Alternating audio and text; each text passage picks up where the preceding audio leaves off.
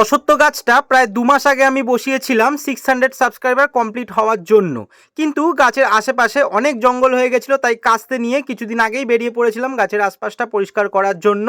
আর সুন্দর করে আশপাশটা পরিষ্কার করেও দিয়েছিলাম। মাত্র 8 দিনে তোমরা রেজাল্ট দেখতেই পাচ্ছ, লাঠিটার কতটা নিচে গাছটা ছিল আর এখন কতটা উপরে উঠে গেছে। হয়তো তোমরা প্রথমবার কোনো ভিডিওতে দেখেছিলে একটা গাছ বসানোর পরে সেই গাছটাকে আবার যত্ন করতে। গাছ তো সবাই বসায়, কিন্তু পরে যত্ন কিন্তু কেউ করে না। আজকে করব আরো একটা ইউনিক জিনিস, আশা করি তোমরা এর আগে কোনো ভিডিওতেই এরকম দেখোনি। আজকে এই গাছটাতে সার দেব।